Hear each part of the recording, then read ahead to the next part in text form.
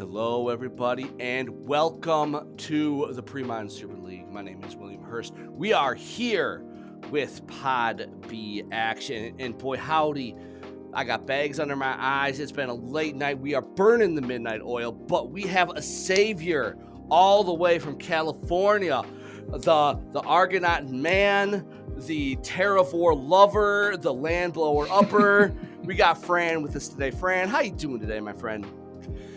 Oh, dude, you've no idea.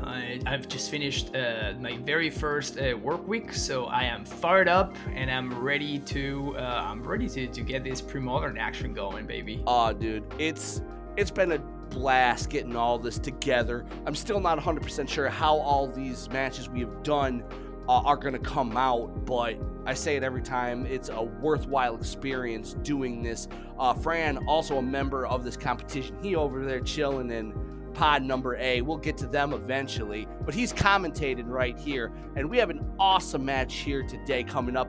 We have Caleb Durward, the Cube Master himself, a legend, facing off against Ricky Thorson today. But up first, we got Caleb's deck list, a deck you might know a little something about, Fran. The history here, why don't you tell us about this black-white, control-ish, playable dead guy ale, whatever you want to call it. Talk to me. Yeah, so actually, funnily enough, Caleb and I brew up a deck with Eternal Dragon and Pernicious Steed and Rampant Growth. It was a lot of fun. He actually played at one of the Misty events. When I was over there in Wisconsin, the two of us just put this together the day after we played in the Misty event, and then independently, without even talking to one another, both of us figured out to cut the green and just play straight up black-white. So we both arrived at the same sort of concept, except we both applied it in a different way. So I chose to go all in on Eternal Dragon, so my list is very Eternal Dragon centric, and Caleb is actually just only playing Eternal Dragon because I told him, dude, this card is great, you should play it. So he's like, okay, whatever, I'll play one copy. But so his deck list, instead of going the Eternal Dragon route, he's going with a bunch of lands and just playing some cycling lands instead. So he's playing 3 copies of Baron Moore and Secluded Step. This is a way to hit his land drops, because this is a black-white as opposed to the previous versions of Dead Guy Up we've seen, which are more tempo oriented. This one is just straight up a control deck. Like, you can call it like big mid-range if you are Mike Flores, but I call it a control deck. We're trying to establish control of the game and then land an Exalted Angel or cycle a Decree of Justice for like 17 or something like that. This is a deck that has 12 lands in play or more by the end of the game on the regular. Like, you are hitting every single land drop, you are drawing a bunch of cards thanks to Skeletal Scrying, you are discarding your opponent's cards with Duresses and Gerard's Verdict, and then you have some of the best removals in the format in Swords to Plowshares and Wrath of God, paired up with Vindicate to blow up potentially annoying permanents, your artifacts, your enchantments, which are definitely very, very popular in the pre-modern format. So this is an all-in-all a very sweet deck. I actually have a lot of fun every time I play this archetype. Caleb's approach is slightly different to mine, as I was saying, but we're both kind of doing the same thing in different ways. The sideboard actually has the who's who of literally the best sideboard cards in the format. So we have 3 copies of Worm, 4 Engineered Plague, 2 Circle Protection Red, 1 Perish, 3 Disenchants, and 2 Pyrex in Arena. Like, all of this, like, black and white are literally the best sideboard decks in sideboard colors in the format, and this style of deck really takes full advantage of that by covering all of its weaknesses in post-harbor the game. So a very well-rounded control deck. I am really excited about seeing Caleb and where he's taking this archetype. Absolutely. Then up next, we got Ricky Thorson, another Madison man. This is a Madison grudge match is what we got going on here, though Ricky did transport himself over to the frigid north with Aaron Dixon and his crew nowadays. So I don't know how much I can say it, but he is on his WhitePrison deck with a little bit of a splash. He's been working on this a while. He brought it to Milwaukee. He brought it to the MOS. Talk to me about this deck, man. What is going on here? I mean, we got a Muse sitting over here looking very creepy in the bottom, but besides that, what's going on? Yeah, so this is actually a very interesting take. So Ricky has been working on this mono white deck for a while. I obviously know Ricky as Third Day is God. He has been tearing it up in the MOS cycle, the Magic Online cycle, and he's been putting up results since I joined the league. So I obviously Ricky and I go way back, even though we have never actually met in person, funnily enough. But this is a very interesting take. So recently he played in the first ever Premodern Challenge, and he got a top 4 in that event with a mono white control deck based around Eternal Dragon. And I can only imagine that this is the originator of that new mono white archetype. Here he is playing a very interesting version. 6 soul lands is a lot of soul lands, so that really is a statement. He clearly wants to go big, and he wants to speed up his late game, which is going to include cards such as Armageddon and then Exalted Angel, Eternal Dragon, Decree of Justice. These are like the cards that we always see at the top ends of this style of deck. So we have sort of a mirror match going on with one key difference, and that is that Ricky actually is playing Armageddon. Because he has a bunch of Thron Dynamos and Mox Diamonds, Mind Stones, he has a bunch of Mana Rocks. Because of that, he's able to actually play Armageddon, which is Caleb's deck, sort of its kryptonite. It is the big weakness that the black-white control deck has, and just having access to this Winter Orbs and Armageddons is going to be a massive mirror breaker. If Ricky can find them in time, and like whenever it's the best time for them. But a bunch of Eternal Dragons and Exalted Angel is definitely a recipe for success, at least in my opinion. The sideboard, obviously, as we were talking about a second ago, white really offers a ton of spectacular options. We have Wrath of God, we have Ray of Revelation is definitely a key one. Not in this specific matchup, but Ray, I think, is a very underplayed sideboard card right now. No, it's fantastic not. Don't say that. And nobody survival needs decks. Nobody needs Ray of Revelation in their deck. Stasis says no. Don't do it. Not okay. Anyway, continue. But yeah, he has, because he's actually splashing for a bunch of colors, it gives him a bunch of alternatives that this kind of deck usually doesn't have access to, like Call of the Herd and Ray of Ovation, as I just mentioned. So really excited to see this version of the deck in action. Seems a lot less streamlined and a lot more just spicy. White Muse plus Armageddon, that's a hell of a combo. You know what I'm saying? Oh, exactly. So we are jumping into the gameplay. Ricky up top, Caleb on bottom, Caleb on the play. Man, we have all the information available as best as we can, so this is going to be great. That's a turn 1 duress, always a strong play. And what do you think you take here? So Caleb's hand is spectacular, and the only problem is that Ricky has both Armageddon and Winter Orb. So I think that he's going to take Armageddon, because like this game is not going to end quickly, right? Like we're going to go get well into the late game, and Armageddon is basically unbeatable for Caleb. So I would be surprised if he doesn't take it right here. Winter Orb he can potentially play around by planning multiple turns ahead.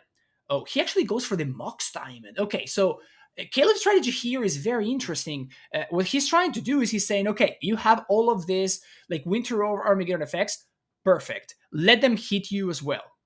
And now we're going to be in a situation where you're not going to be ahead in this exchange. If you want to cast one of these spells, you're going to have to hit yourself as well. Exactly. I mean, taking more of the ramp out first instead of hitting the powerful spells. Now, an important note as we move forward here, I'm making in every match, this is not open deck list of players. They did not know what they were facing when they come into this. So there is no knowledge ahead of time. So that may just be an interesting part of this matchup, not knowing that. But we have a Morph. Who knows what that could be coming down for Caleb. Yeah, so Caleb here knows about the Winter Orb. He knows that he can potentially get owned by this, especially because he also knows about the Windborn Muse. But he's saying, okay, like, right now I'm in a little bit of a tough spot. You have your Mind Stone that you top decked, and like actually he has another Mind Stone as well that he drew. So yeah, this is gonna be like a little bit of a rough spot for Caleb, but he's saying, okay, if you want to play your Winter Orb, that's fine, but I at least have a clock and you don't, and I can hopefully take advantage of that.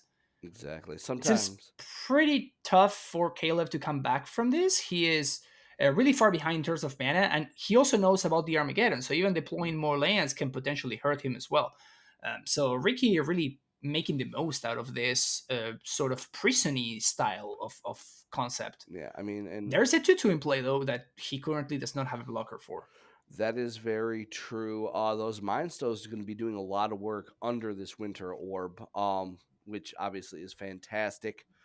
Dueling Decrees is always nice to see. What do you think about the card Windborn Muse, as we're kind of in a little bit of a stalemate going forward here? Well, I would be surprised if Caleb doesn't just play a land next turn and flip the Exalted Angel and try to go for broke. I feel like that's going to be his strategy. Once there's an Exalted Angel flipped on the table, then all of a sudden the Decree tokens are pretty harmless because they're going to really struggle to raise the Angel. So let's see what Ricky does here. That's the most interesting thing. Okay, so he chooses to go for the Windborn Muse. So this is going to allow Caleb to flip the Angel this turn, but actually not be able to talk. Oh, this is huge. Gerard's. Oh my Oh, lord. That's wow, that's an incredible. Mm. That's an insane top deck for Caleb. Now he doesn't have to worry about the Armageddon anymore. He can overextend a little bit, and he only needs to worry about the Winter Orb from now on. That was a huge top deck for Caleb. That was amazing. Now, Ricky does have the available to sacrifice Mind Stones eventually to get up on some cards if need be, but that was one of the more powerful verdicts I've seen in a while. That was painful for Ricky. It had to Yes, be. definitely, definitely. Ricky was not happy to see that. Here we that's actually a really great draw right here. So Caleb's now going to be able to flip this angel if he wants to, or he can just start attacking. Notably, Ricky did find the Eternal Dragon. Eternal Dragon is, I don't know, like it's one of my favorite cards in the format. So Exalted Angel and Eternal Dragon are two of my favorite cards here. So I'm really happy to see them facing off against one another, or in the same deck in the case of Caleb's deck. That But is yeah, a we actually see. hard cast. Yeah, I'm interested in seeing why, since he has Caleb a little bit under the lock of the Winter Orb. I feel like I would have just cycled that Eternal Dragon there, get a little bit of value, especially because he didn't get, he could have cycled last turn while hitting his land drop. So yeah, I'm surprised he didn't do that, but maybe he just wants to have the 5/5 in play. The problem is the 5/5 only stops the attacking, right? Because the 5/5 can't attack because the angel actually erases the 5/5. Mm-hmm. Now, Dust Bowl here. Dust Bowl has got to be a mirror-ish breaker card in this matchup, right? Like that card just has to do so much. Well, you'd think so, but Caleb's deck is precisely built around this. In fact, he's playing a lot less basics than I am. I'm playing 18 basics in my Okay. version of the deck. So Dustbowl actually does not have that many targets. It's just a matter of, it just has, you know, opposing Dust Bowls as targets more often than not. Mm-hmm. Yeah, Caleb actually is playing a lot less basics than I am. He actually goes ahead and flips the angel, and now he can start swinging back. So That's a that's why I'm core surprised to haven. see Ricky's attack. Yeah, Core Haven is a fantastic draw step, but notably the Winter Orb means that Ricky's going to either untap the Core Haven or the White Source to pay for it. So Mm-hmm. he's going to be able to use it to his advantage. Still a good card in this situation to prevent the Angel from racing back. But well, we can just draw Source to Pleasures, Mm-hmm. and now we're back to even. So Caleb's obviously going to attack because it's just kind of free, Yep. and it taps Ricky of a land. So it's still a great attack, but obviously it's not gonna do anything in terms of killing Ricky. Exactly. Um, Ricky just kind of drawn a little bit dead here. Or not dead, but weakly. There goes the dragon. Gain some life though. It might almost be time to start popping these mind stones a little bit to see if he can draw out of whatever this rut is at the moment. Yeah, I would imagine he's going to go ahead and do that, even though it's not great in the face of Winter Orb, but still, Caleb is clearly not afraid of Armageddon anymore. I mean, I don't think he can play around it. Simply, like, you cannot play around both Armageddon and Winter Orb. They ask you to do exactly opposite things, right? Yes, they One do. of them asks you to hold lands, and the other one punishes you for holding lands. So that's a great draw for Ricky. Like, now he can effectively assemble parity. I'm honestly surprised that he didn't, when he dust bowled, he sacked the planes as opposed to playing the City of Traitors and sacking that, Yeah. because he's kind of a little bit limited in terms of white mana. And if he wants to continue keeping the Exalted Angel at bay, then that means that he's going to have a really hard time deploying his own. I mean, So he's actually going to go ahead and do it right here as a morph, which means that he's just going to take a hit from the Angel. This Winter Orb is very honest right it now. It's is. not the most it's not the most explosive Winter Orb I've ever seen. Ricky is going to be able to flip his Angel here, though, which means that he's going to be able to, like, go back to parity. There's a port, so I mean, obviously not the best thing in the world at the moment. Um, the weird thing I've been seeing with Winter, I've been seeing a lot of orb decks lately, and I don't know if we're at a stage in pre-modern right now where orb is just not what you want to be doing or what it is, but every time I see it, I almost feel like it always hurts the person who has cast it more than the opponent. Almost every time I see it now. I don't know if that's just a weird spot or what that is. No, I think that it's very matchup dependent. Like, it's definitely spectacular in this matchup. Right. Don't get me wrong. It just feels like Ricky's. I mean, Ricky's not necessarily a Winter Orb deck. Um, I feel like he may have gotten a little bit ahead of himself. I mean, that's why he cut them from his current list, right? It's Hmm. because it's not actually that great, probably, in his archetype. That was a fantastic draw for Caleb, by the way. Like, he top decked Skeletal Scrying. This allows him to refuel right here. So his graveyard is nice and full. So he's going to be able to get some new cards. And yeah, potentially here we see some. The other alternative would have been to cycle the decree, but like putting a bunch of 1/1s in play doesn't really achieve that much. Hmm. This the rest obviously going to see that the ghost is clear, like there's nothing in Ricky's hand, but at the other hand, it just whiffed. So Yeah. You just had to make sure the coast was clear. You had to show him who's boss, is what that was. exactly, All right. So Ricky draws his own swords. That's pretty good. yeah, that's probably like the best draw that he could have had here. I'm surprised he untapped the Core Haven instead of untapping the White Source. That doesn't really make sense to me, Ah, because he punishes for exactly what happens, and yet it doesn't actually give him any upside at all. mm, Okay, that Vindicate draw is incredible. So now he can actually blow up the Winter Orb, and now and just all bets are off. Now, yeah. So they're yeah, this gonna. this is gonna be this is gonna be really good for Caleb now. All right. So Yeah, Winter Orb get in that. The unfortunate thing, obviously, with Vindicate is sorcery speed. So Caleb or Ricky gets to untap first, right? yes, I mean, and not only that, he also knows that now the Winter Orb's no longer gonna be in play, so he is free to like cycle these Mind Stones that he was holding on to just to make it so the Winter Orb was a little bit more unfair. But yes. now he knows that it's not getting any better, so it's better for him to just like start throwing these Mind Stones away. Good for Caleb to hold on to the forgotten like whatever that creature Forbidding land, which I Watchtower. For, there we go, that's the yep, one. that one. um So many by holding on to swords. it, so many swords of Blashers. But by doing so, he didn't just give Ricky like a free target, like throw away the City of Traders and just like go with that. So Caleb now stays back to block. It forces the Swords of Plowshares, but what this is going to do is now it's going to allow Caleb to cycle for 7, to cycle Decree for 7, or to Wrath into cycling Decree of Decree for 7 in the following turn. So Correct. I think Caleb is kind of in a really good spot right now. Obviously, everything can turn around if Ricky finds a Geddon or Winter Orb. Once again, those are really the mirror breakers here. Oh, This Windward Muse showing up into play is just exactly what Caleb wants. So now he's going to be able to Skeletal Scrying for a bunch again. and then he's going to untap Wrath, and then he's going to be free to Wrath of God, reset the board, and then be kind of insanely far ahead. Yeah. And Ricky playing out that Windborn Muse, even though creatures, because he's trying to go aggro, he's trying to finish it, which makes sense. He has not seen a Wrath of God. He does not know he's walking right into this.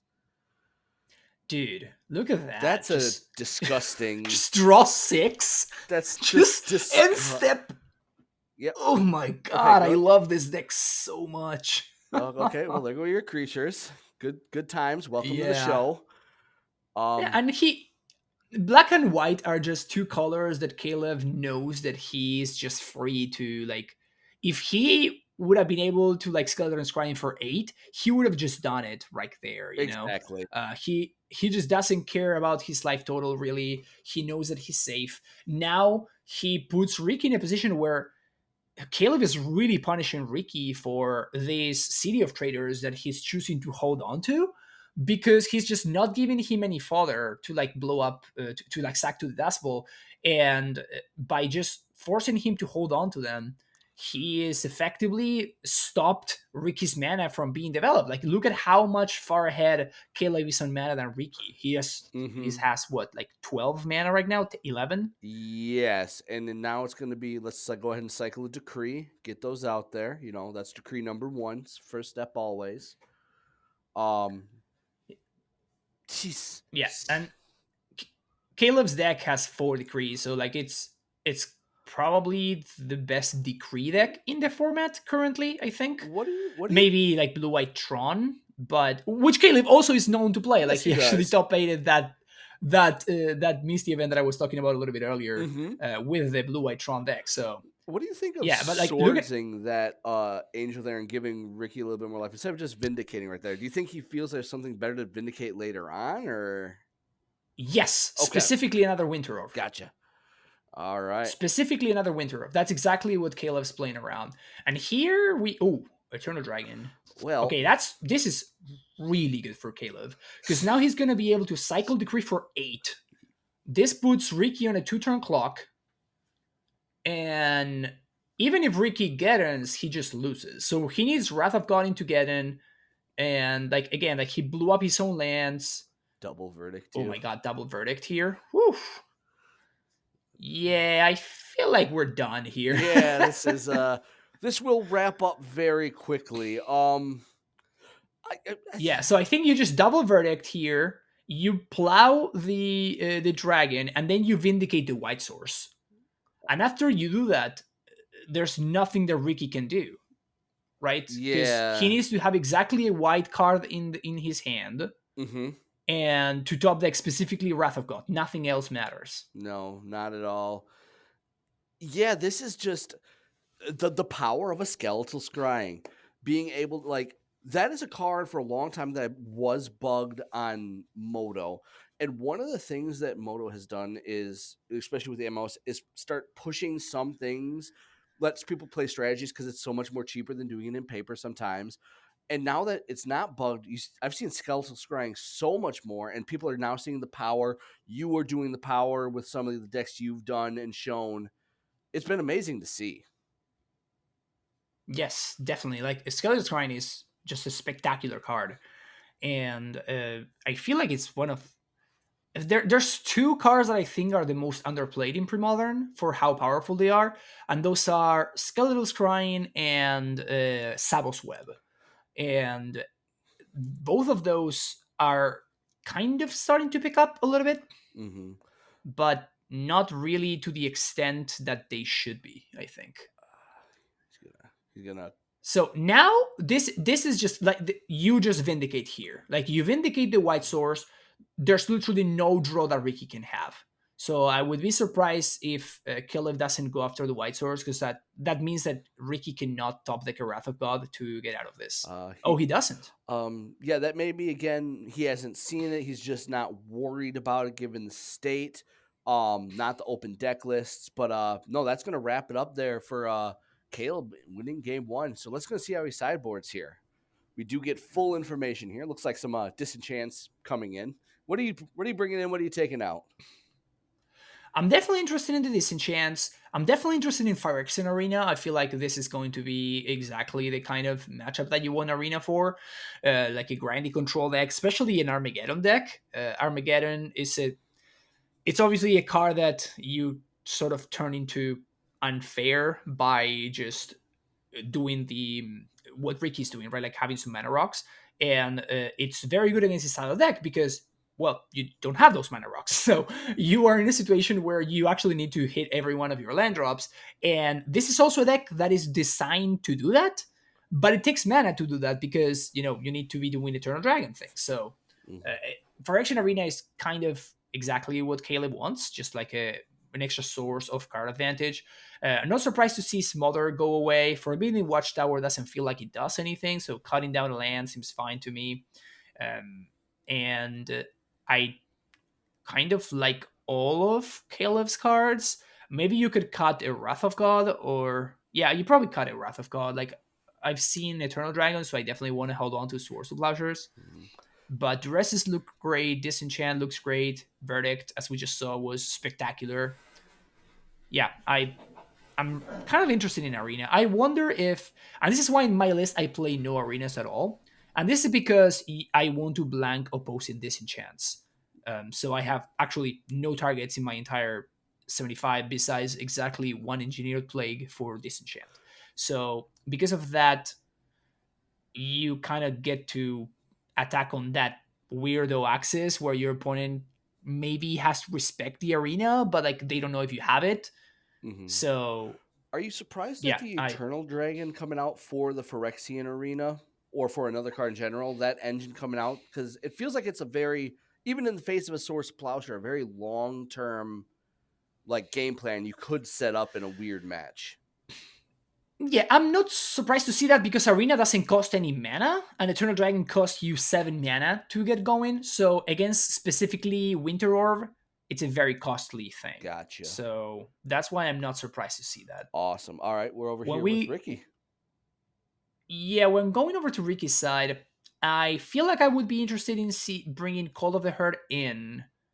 Definitely surprised to see the Thron Dynamo coming out. Maybe he's expecting more disenchants. I Again, I probably wouldn't bring in Ray of Revelation until I see the arena. Once I do see the arena, I'm definitely bringing in just the Ray, maybe not even the Disenchant. But I feel like Ricky is probably. Oh, he's actually. I was gonna say. Oh, he's doing exactly that. Okay, there you go. So he expects some form of arena action, maybe engineered plague out of Caleb. For his soldier tokens, so he's bringing in Ray of Revelation, so he can have the 2-for-1. He's not expecting any artifacts. Um, I am surprised that he's not cutting the Moxen, but I guess that in this specific case, that is just to offset the Winter Orb and Eternal Dragon. Mhm. I'm extremely surprised by him cutting the Winter Orb. Like, that is exactly the kind of card that I wish I had access to in this style of matchup. So, Uh, very surprised by that. He keeps the Wrath of Gods to respect Decree. I feel like he unfortunately has to. But yeah, I'm not too hot on like I would probably just keep in Thron Dynamo Winter Orb, and I would instead cut Source to Plowshares, like just 2 Source of Plowshares. Okay.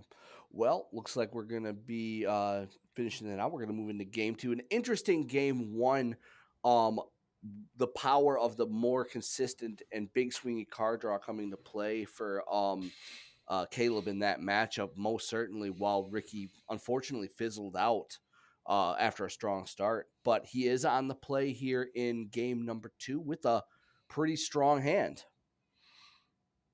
Yeah, so really good hand for both players actually. Like Caleb's hand is an absolute banger.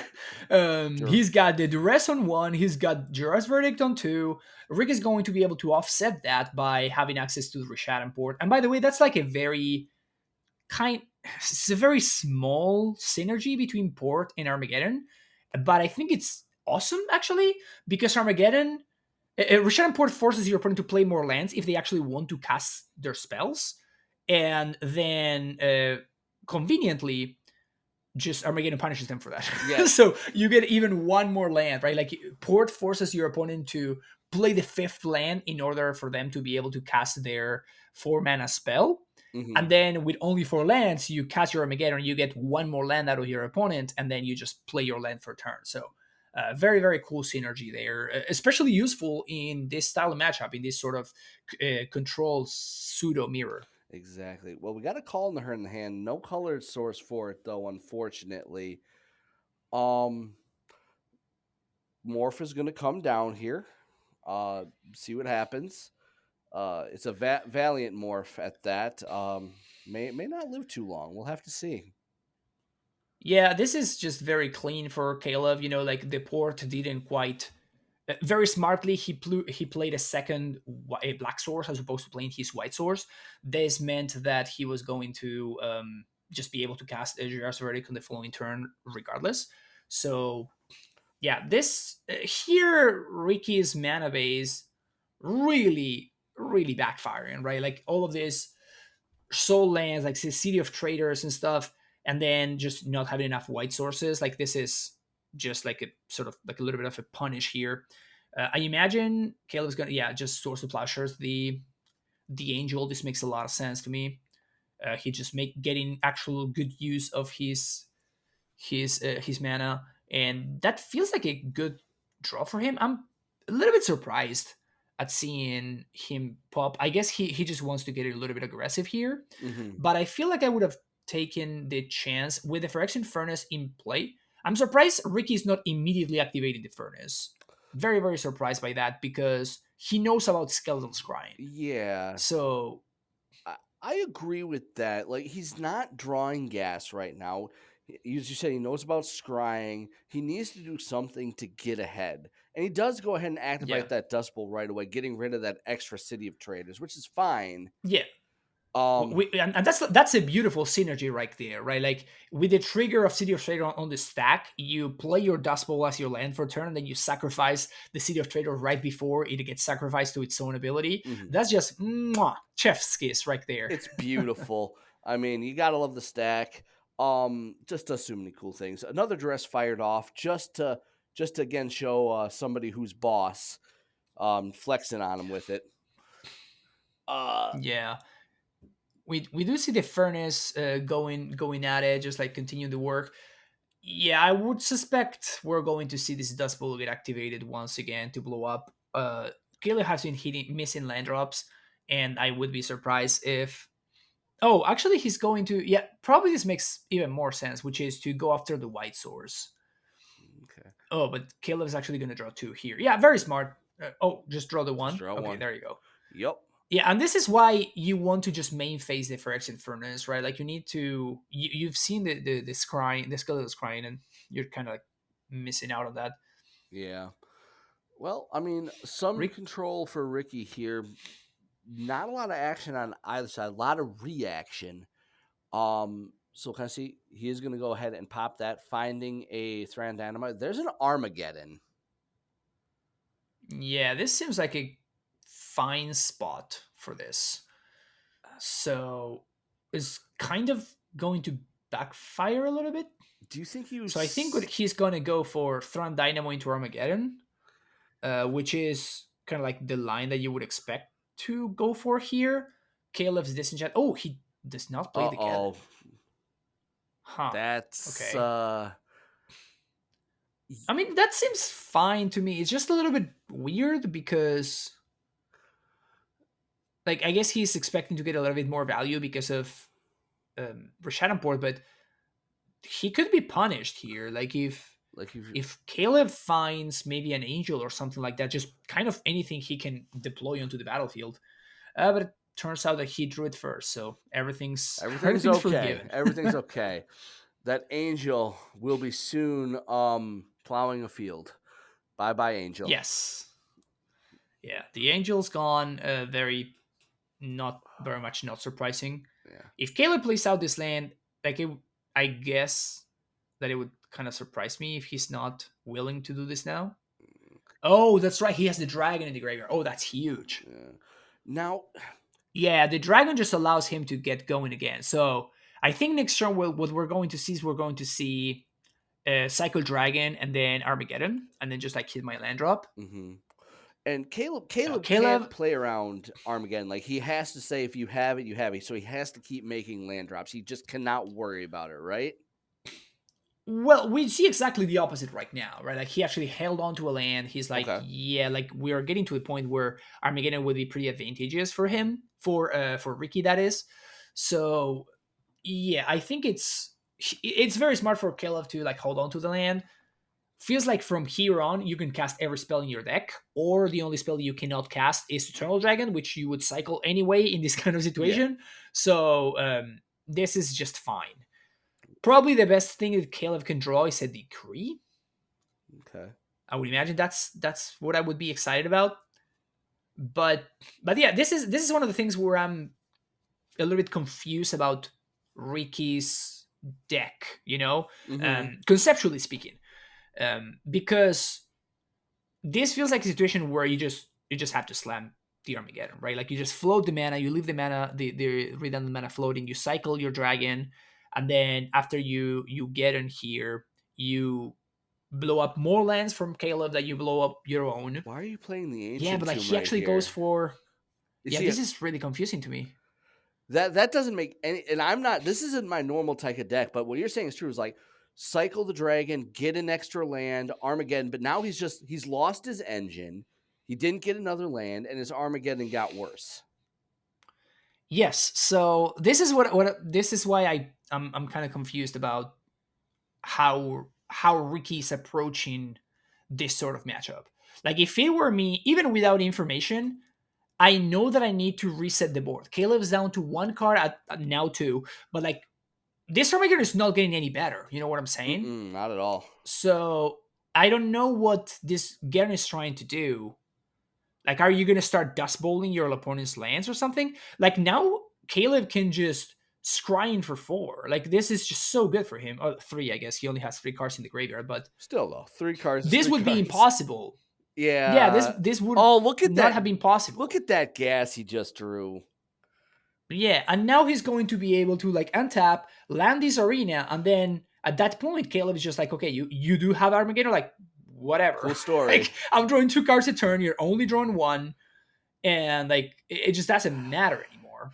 So I Yeah. feel like that was the window. Um, maybe here is still fun, but like he needs to pull the trigger right now. Yeah, he cannot It's wait not getting another any turn. better for this Armageddon. It's not getting any better for Why? this I don't Armageddon. understand what's going on. I want to ask Yeah, I Ricky don't know. when I talk to him. This does not make sense to me. Yeah, yeah. I mean, I feel like now probably it makes a little bit more sense because now we're in a situation where the engine is gone. Now the Eternal Dragon is gone and the Ancient Tomb is in play as opposed to being in our hand.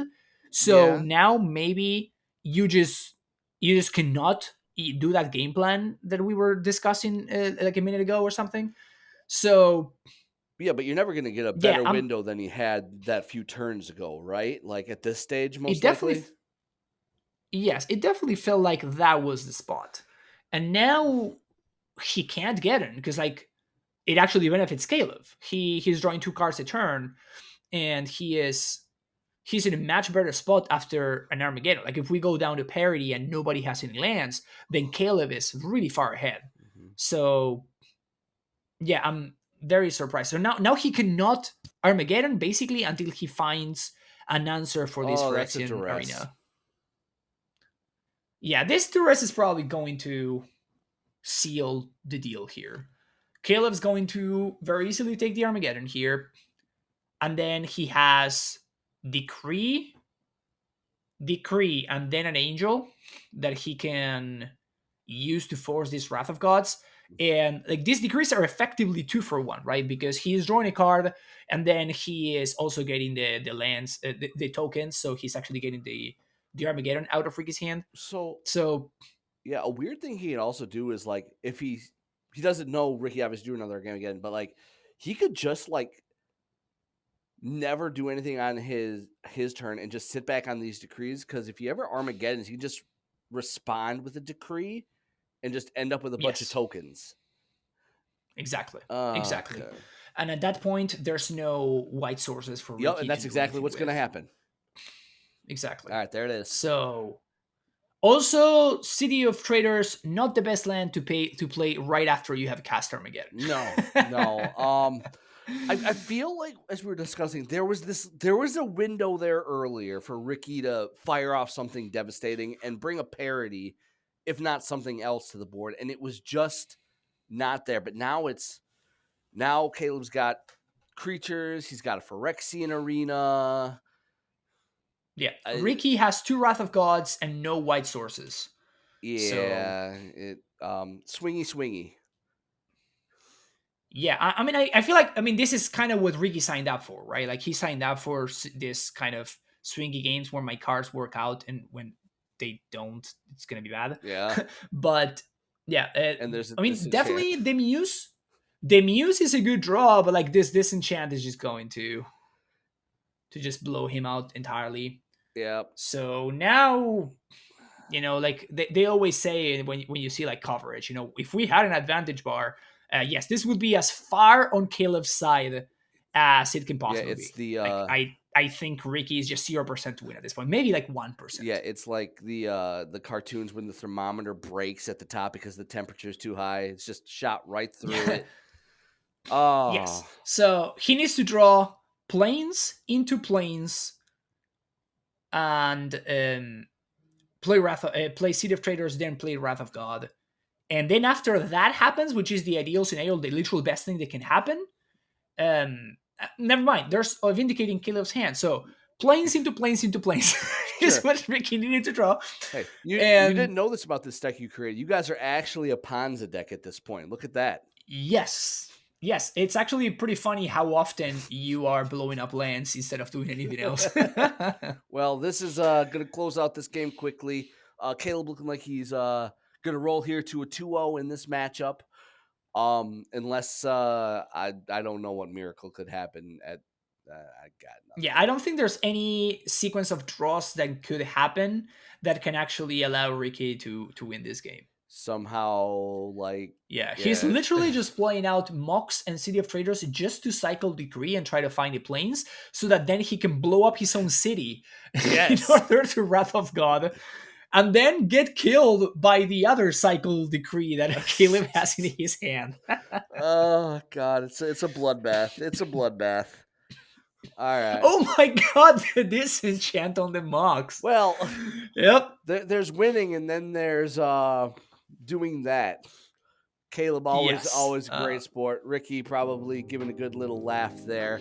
An interesting match right there. Fran, give us your overview of what happened in those matches, what led to what, and break it down for us. Yeah, so first of all, I love the black-white deck. I think it's very strong and probably the single most underplayed deck in the format. I think it's the best control deck in Premodern. Like, it's better than land still, etc. So I'm really high on this deck. I'm really excited about it. I think it's very, very good. And we just saw it. We saw it in action. We saw everything that it's capable of doing, and we saw kind of why I'm so high on the deck. But we saw exactly the difference between the control deck, which is just robust, which is doing the same thing every turn, and then we saw that contrasted to the prison-y sort of situational cards deck that I may draw the cards in the order that I want, and it's going to be incredible. And then I'm not going to do that, and I'm gonna draw them in slightly different order, and then my deck is not going to function. We also, again, saw a deck with the Armageddon. Like, Armageddon is a very, how can I say it? I don't know what word I'm looking for here, but you have a specific time when it's correct to Armageddon, and any time before that time is wrong to Armageddon, and any time after that time it's wrong to Armageddon, if that makes sense. Yeah, you have a Armageddon, if that's... Yeah, you have a window. Exactly. You have a window where Armageddon is going to win you the game, and any time before that, it's not going to do anything at all, and any time after that, it's not going to do anything at all. And we saw exactly that happen in that match. We saw exactly that same philosophy kind of revolve entirely around those two complete games, and Caleb ends up on top because, Gerard's verdict messed up with Ricky's hand, and like he was not able to capitalize on the the sequencing of cards that he found. Exactly. A banger of a match, as my friend Fran would say. I don't use banger, but we're going to use it today. Great match. Congratulations to both players. Strong players. Going to see more of them here in Pod B as we move on. We'll catch you guys in the next match.